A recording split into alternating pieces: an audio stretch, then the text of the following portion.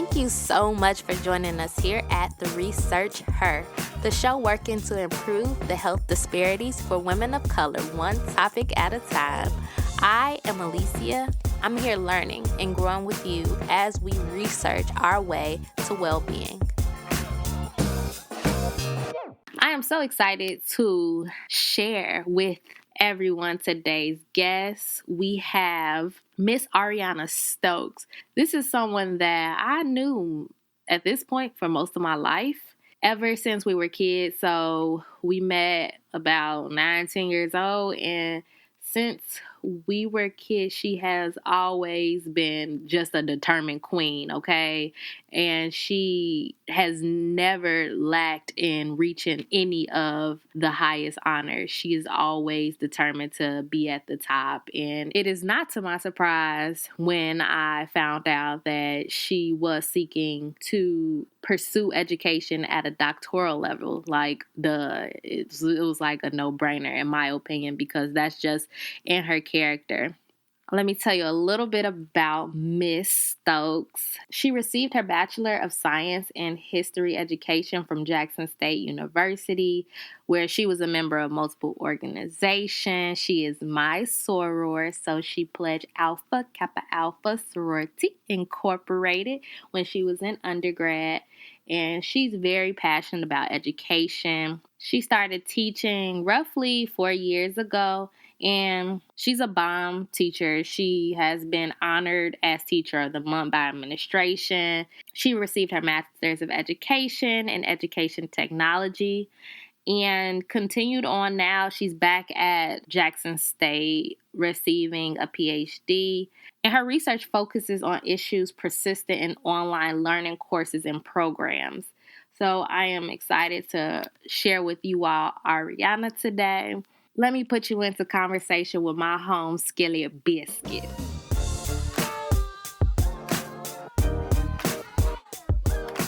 We have the Arianna Stokes here with us today. What a freaking blessing. Y'all are blessed. You don't even know it yet. So we're going to start off with our icebreaker questions. Are you ready? Yes, I'm ready. So, what is the last song that you listened to? The last song I listened to, Racks in the Middle, Nipsey Hussle. I was listening to it in the gym, matter of fact. Okay. Yeah, I just like Racks in the Middle. Jamming. It was helping me get through lifting weights. So okay, perfect. So speaking of lifting weights, that comes with eating a certain type of diet. But if there was one food that you wish had no calories, what would that food be? Okay, to be honest, it'll be anything that's a dessert, because that is my weakness. Like, oh, anything. You gotta pick one, though. You can only pick one. Oh my God, one thing. Red velvet cake. It's the cream. It's the cream. Yes, the cream cheese. Yes. So what? And if it was chocolate cake, I wouldn't even eat it. But go ahead. No, but really, like, it's the red velvet cake, and it can't be too chocolatey. It can't be. What is your ratchet pleasure? Twerking in the mirror, for sure, and probably listen like Cash Doll, or City Girls, and rapping to myself in the mirror. Definitely a ratchet pleasure. Yes. So I like to believe that it's more exercise, actually. So this has been everyone's ratchet pleasure, and I would like to tell you that it is not ratchet. It is a workout. Okay, it is a workout. Okay, so let's get to know you for real. So tell us a little bit about growing up as Arianna. Did you always know you would pursue higher education? Okay, so no, I did not always know. Growing up, I'm the youngest of 2, and there was a lot of pressure to do everything right. So, this spirit of perfectionism came about probably around the time I was in middle school. Mm-hmm. Just from that point forward, everything was like a race, a competition, but it was within myself. Like you have to do X, Y, and Z so you can be here. And everything was like a calculated step for something else that was to follow. So it was student council, cheerleading, this club, that club. It was like my entire life. I was so focused on building my resume, even in like middle school and high school. So then when it came time for college, that was the same thing with my application process for undergrad. I basically sold myself because I was a part of so many clubs and organizations at school. And then that transferred to my undergraduate experience. I did the same exact thing. So some of the same clubs and organizations I was a part of in K-12, I ended up doing the same exact thing in undergrad. I was in student government. I was NAACP, class queen, National Honor Societies. I pledged AKA my sophomore year. So I was just like super active on campus. And then when I finished undergrad, I sold myself again the same way for my master's program. So it was like a continuation. It's always been this build yourself to make yourself applicable to whatever stage you want to be in next. And I didn't always know I wanted to pursue higher education. It was like the more I became active in different clubs and organizations and the more experience I got as a college student, the more I knew I wanted more for myself. Mm-hmm. So what are some of those experiences that really shaped your path to where you are now from undergrad specifically? Okay, so my greatest experiences were academic and they've come from professors that I encountered while I was an undergrad. One professor is Dr. Hilliard Lackey. He was my undergraduate history teacher. I was a history major. Another is Dr. Rico Chapman. He was my advisor at a point. He was the interim dean at a point, and he was also a professor of mine while I was an undergrad. And those two men, they were very well decorated. Like they had several degrees, they had these sabbaticals, and they were part of this organization. And they always, made a point to let me know that I shouldn't just stop at getting a history degree and that, I shouldn't just limit myself because when I was 19, I was sure I'm going to be a teacher for the rest of my life. This is my career. I was just certain. But they saw something else for me, and that helped me to kind of move forward and transition. Dr. Chapman, especially because he was the interim dean and my advisor when I was finishing my history major my senior year. And he had a conversation with me. He was like, "So what's next?" I had just passed my exit exam. And I was like, "What do you mean? Are you going to school?" I'm like, I haven't applied. I did not apply to grad school in my senior or junior year of undergrad because I didn't have serious intentions on continuing right then. Because you thought you were going to be a teacher. So did you think that all of undergrad? For the most part, yeah. It was like I knew I wanted to pursue another degree, but I was like, I've made it so far. And the steps it took to becoming a teacher, it wasn't a lot, but it was enough to the point where I was like, okay, I can do without school for a minute. And my plan was to take off for at least a semester, and that just did not work.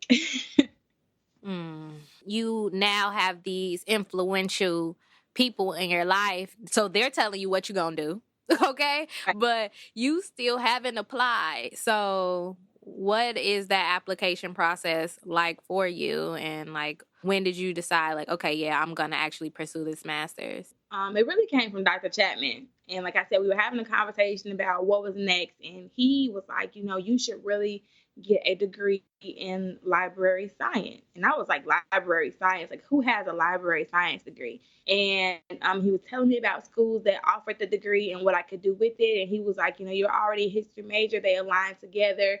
It would be like record keeping and X, Y, and Z. And I mean, it sounded really appealing, but I was like, this is not what I want to do. And I know this is not what I want to do in some way, shape, or form. I still want to, be in education and have access to students. So I started teaching on January 4th, 2016. And within maybe a month of me being at work, there's a school called Belhaven University in Mississippi. They also have a Memphis campus. They had several online degree programs. And they kind of campaigned to teachers. So they would come to our schools and leave like propaganda in our mailboxes. And one day I just really looked at it and I had a conversation with one of my coworkers and she was like, "Girl, I'm at Belhaven." I was like, "Really? Well, how is it?" And she was telling me about her experience and her getting her degree. And then I was looking at what they had to offer.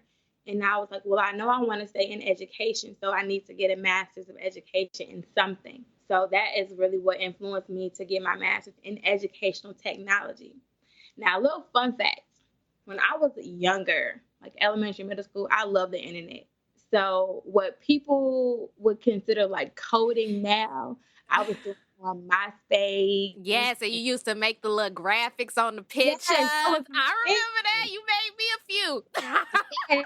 I used to love, like, creating PowerPoints, editing pictures. That was my thing. So I was like, well, this is perfect. Educational technology will allow me to still be in education, but to bridge something else that I really enjoy. And I really enjoy working with computers. Not so much that I want to do IT, because I don't want to do information technology at all.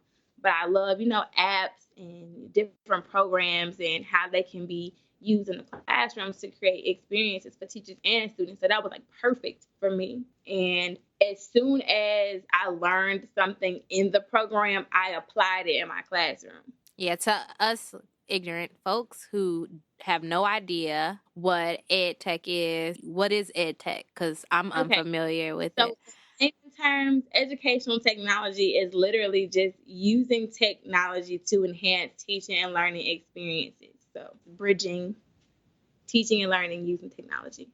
Okay, I love that. I mean, but that's actually the current and the future of education. Like, I've been listening to a lot of podcasts related to people who are starting to just create their own online courses for students to learn, different coursework, even classes that are taught in the actual universities being taught on these independent platforms like general chemistry. You can register for the course on an independent platform. So that's cool. Like, you're literally studying the current and the future of like education. So you're working on your master's. If you look back and you could change anything like about your whole like master's program and your undergrad experience, what is one thing that you feel like you would change or redo or edit? I don't think I would have been a history major if I knew then what I know now. I love history, like books about history, random history facts. Like, I'm very passionate about history, but I don't feel like history and having a career in teaching K-12 has really aligned me the way I wanted it to with my master's degree or my PhD. And I wish that I would have exposed myself to more career opportunities with the different majors in the education sector so that I really could have prepared myself for higher education. What happened was during undergrad, I kind of scared myself into thinking that I would be too young and too small for secondary education and higher ed. And like even now, I don't feel comfortable teaching at a high school just from experiences that I've had with like student teaching or even just now with middle school kids. It's just these children are just very unique. And I was like, I couldn't see myself teaching at the collegiate level, but I could see myself on an administrative level, which is why I'm seeking the PhD that I am seeking. But I played it safe because I prepared my entire life to be a teacher and I wasn't ready for that sudden change. At what point did you realize, like, okay, I'm going to pursue a PhD? Well, it was always a dream of mine, but it was like a dream far off in the distance. I didn't think that I would be qualified. I didn't think that I would get to that point. I didn't think that I would have the stamina. And I didn't know what I wanted a PhD in, but it was always like a faint thought, a faint dream. Like one day I want to be Dr. Stokes. Like one day I want to do that for myself. And it wasn't until I was wrapping up like my last 2 courses in my master's program and so many people around me, it was like every time I had a conversation with somebody about school, they were like, PhD. PhD. It was like everybody was just regurgitating the same thing. PhD. What you gonna do next? PhD. Are you going to school? Blah blah blah. And I was PhD. yeah, I was like, what are y'all talking about? Like I am done with school. I have a master's degree. But I felt that way about you too when you were working on your master's. Like I just am like, oh, so I in my head I'm like, I know her. That girl is not stopping after no master's. Your drive is like none other. Even though in your mind you're telling yourself like, actually, I don't know. Everyone around you already knows because it comes out of your pores. You just haven't convinced yourself yet. It's like we know And that about you.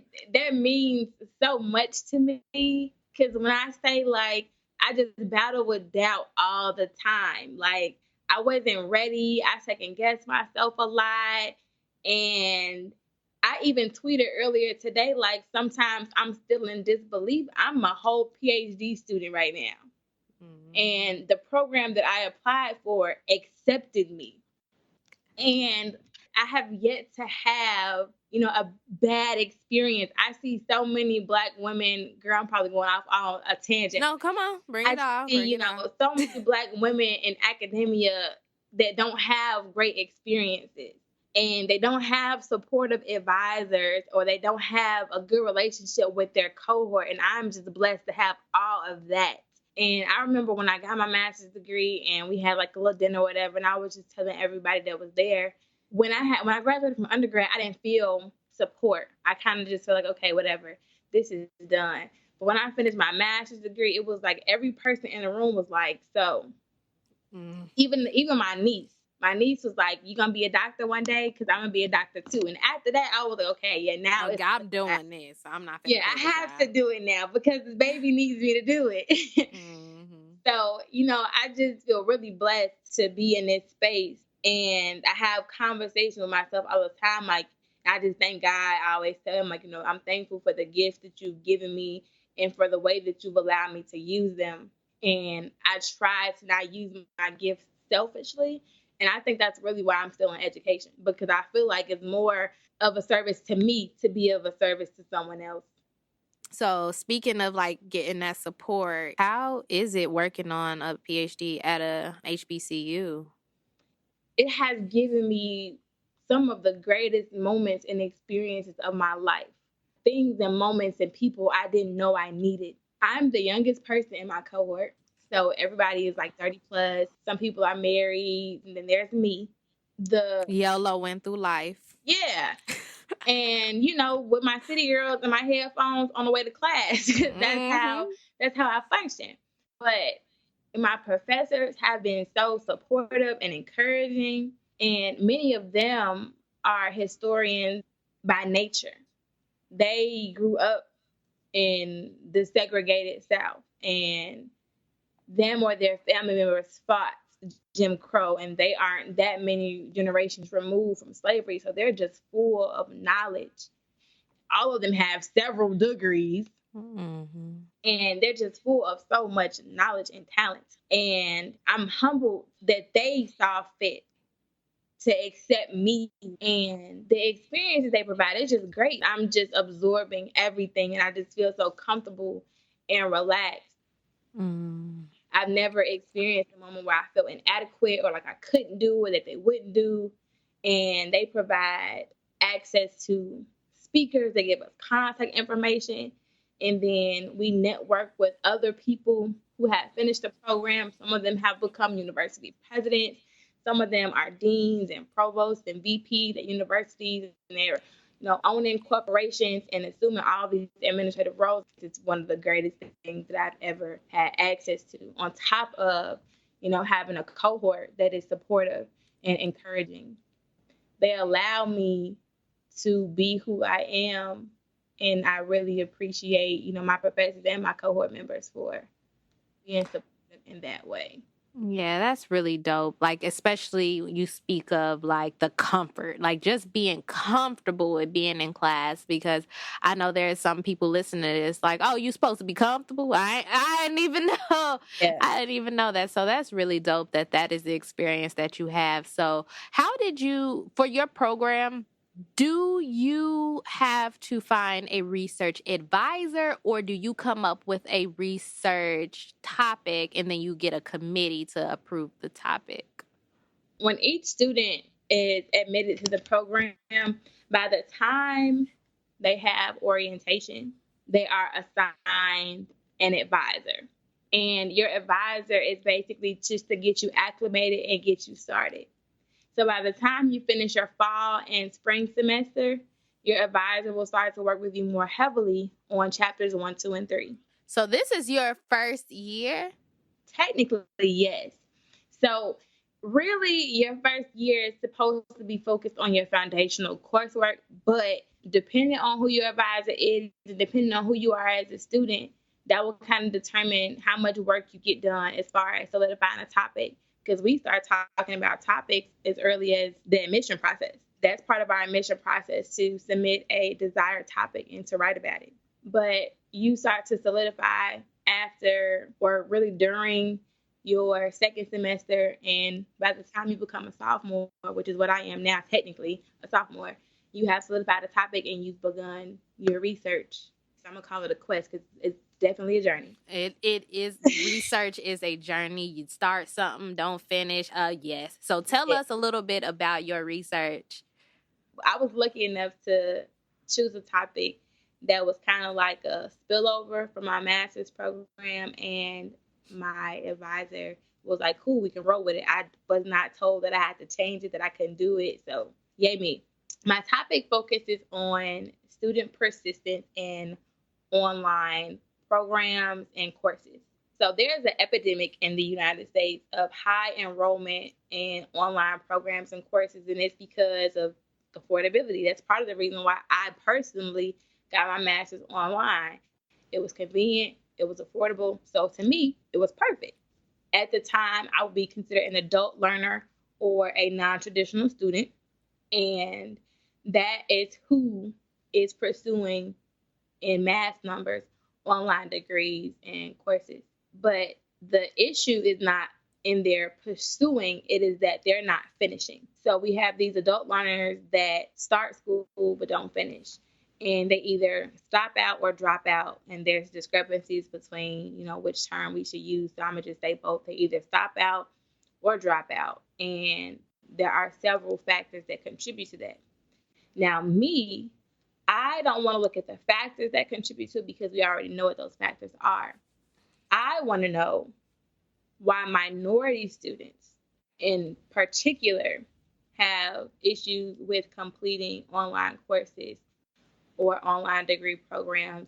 And I'm interested in multiple perspectives. I'm interested in the student perspective.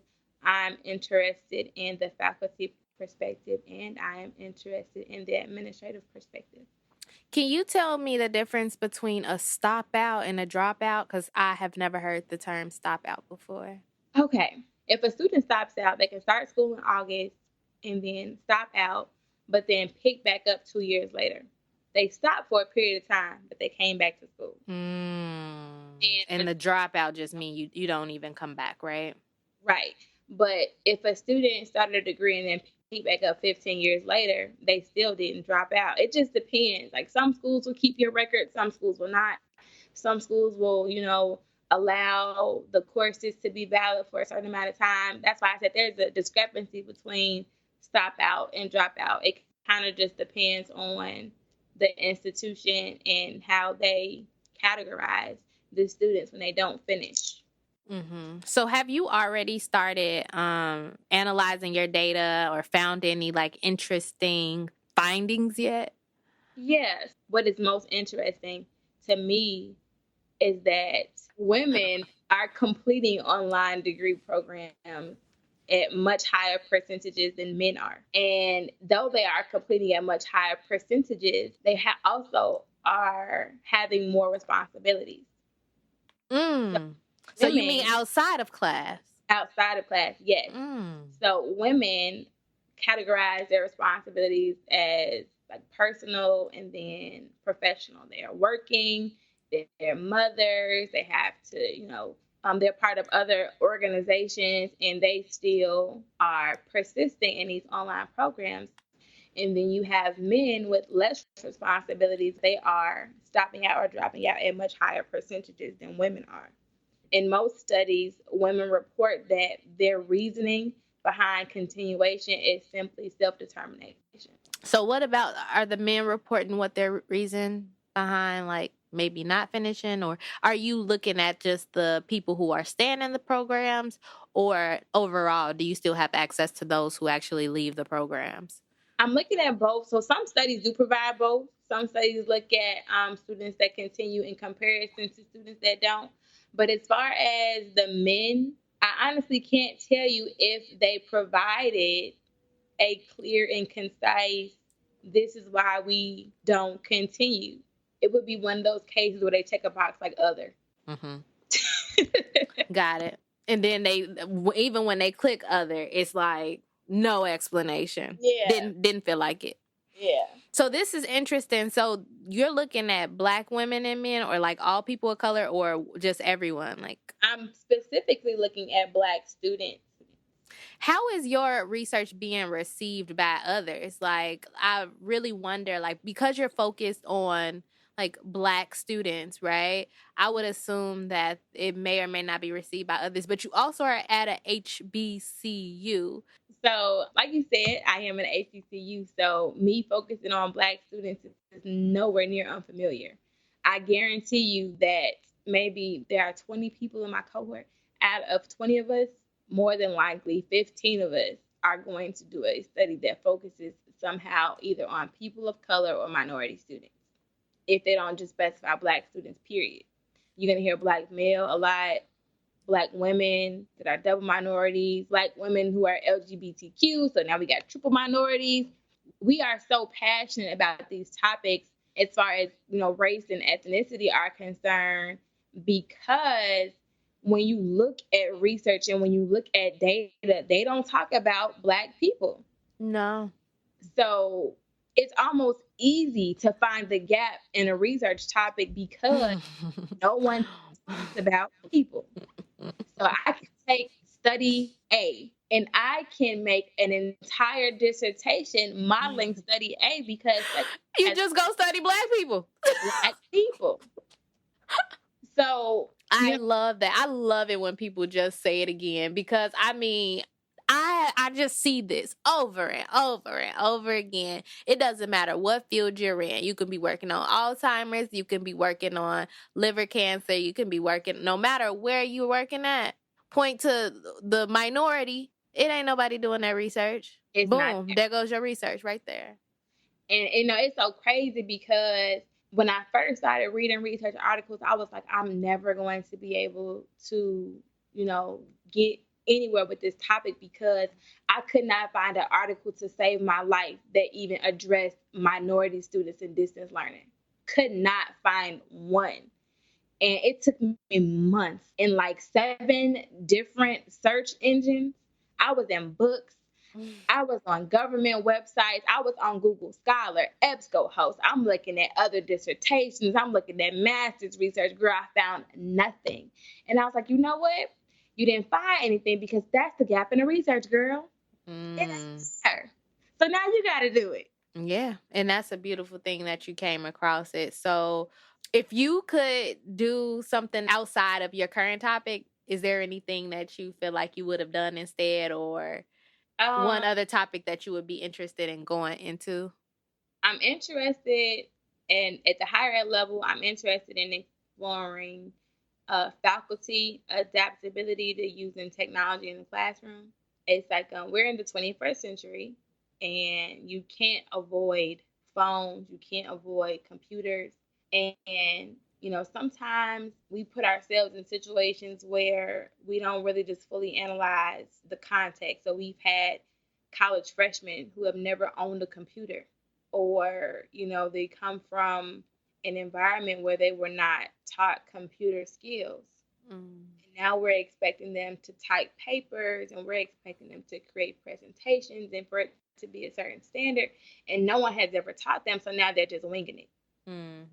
And then we have professors as well that have never been taught, they're tenured, or they teach maybe a liberal arts course. So they don't see the necessity in learning or using technology in the classroom. But now, with these 21st century learners, you have to do something. And I don't mean just communicate with them via email. You have to do something as a teacher to enhance the learning experience, and then students have to know how to use technology to enhance their learning experience and to add to the, to the culture of the classroom. So I would explore maybe, faculty perceptions of using technology in the classroom. Yeah, that's a really dope idea, especially like I think about different fields. Like from my perspective, I look at like the chemistry department at Purdue, and one of my professors is still using one of those projectors where you write on the little clear sheets. It would be interesting to understand like what is that gap in understanding like why won't they, Mm-hmm. upgrade. And, some professors, they'll argue that they don't have time. They have to do research. They have to plan for a sabbatical. They have to have office hours. They have to build courses. They have to evaluate the curriculum and blah, blah, blah, blah, blah. It takes 30 minutes to learn how to do a PowerPoint. Literally. There's your office hour time. Like as educators, we still have to be involved in professional development. So I don't understand, why that can't be a thing in some places. Not saying that it just isn't, but they need to definitely, as faculty members, support the inclusion of technology at the university level. We're producing, 21st century citizens. We want America's educated citizenry to be able to compete with people from other countries. They're on the computer. Mm-hmm. And on the move. They learning how to do it while they're already on trip. Like, I mean, the advancements that are happening in other countries as far as like when you get these international schools going, like they're very advanced. These kids work computers and technology and are coding better than grown people, okay? Yeah. So that's I love that. A PhD is no walk in the park.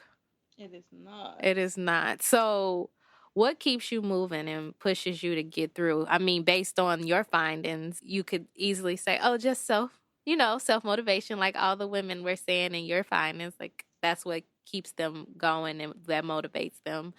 But if you were to pinpoint that for you, what would it be? To be very honest, I think that the only thing that keeps me going right now is God. Like, I had a nervous breakdown maybe like 3 days ago, and I tried to do some homework and I couldn't. I was just trying to type and my mind went blank. And I think that was just God's way of telling me like it's okay to take a break sometimes. And I just feel like my purpose is greater than me. So this is, the journey I have to encounter to lead me somewhere else to do some sort of greater good for somebody. But I'm just not ready for it yet. So this is the part of me getting to that point. And if it was anything else that motivates me to keep going, it's like the support from people like you, my mom, my line sisters, my friends, my boyfriend, my family. It's like people kind of just are always right on time with the right words of encouragement that I need at that moment to keep pushing.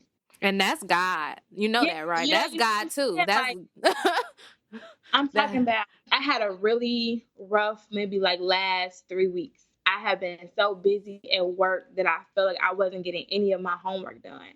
So when I tried to actually get it done, I had a nervous breakdown because I'm like, girl, you have so much to do. And I have to go to class next week. Girl, right now, I got 2 case studies up on my computer and I have another writing assignment that's 15 pages and I have 2 books that I need to read.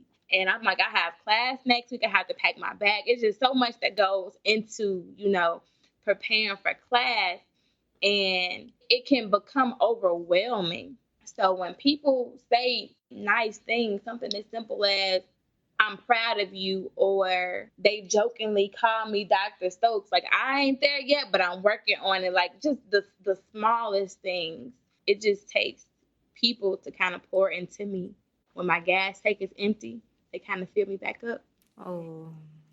That's beautiful. And we know you have a lot. You just named off all the long laundry list of things you got to do. So I appreciate your time so much. But before you head out, do you have any last closing words of advice or anything you would like to share before we let you go? Because you got things to do. Okay, so this message will be for anybody that is considering pursuing another degree. I don't care if you want to get another bachelor's degree, if you want to start your bachelor's, an associate's, a specialist, master's, PhD, EDD, MBA, whatever. Do it. Apply and don't stop applying. I would get to a point where I was too scared. And they said it best. Our deepest fear is not that we are inadequate. Our deepest fear is that we are powerful beyond measure. And I was so afraid of what could be that I just stopped myself. So I just want to tell people who are interested in pursuing their education at different levels to just do it and give your all. And, I'm a firm believer that if God brings you to it, he'll bring you through it. Whatever place you get to is meant for you to get through. Whatever it is, give your all into it and trust the process. And, you can never feel bad as long as you know you did everything you could. Thank you so much for those words. Like, you heard her. Do it, okay? So thank you so much. I appreciate your time, and let's go ahead, get out of here. Okie dokie. Thank you so much for listening. If you want to connect with Arianna, her Instagram is at _Miss Stokes. Of course, it's going to be in the show notes. And I am at The Research Her on everybody's platform. And all my links are in the show note as well. Please go download the Research Her app on iOS and Google Play. And until next week, I holla.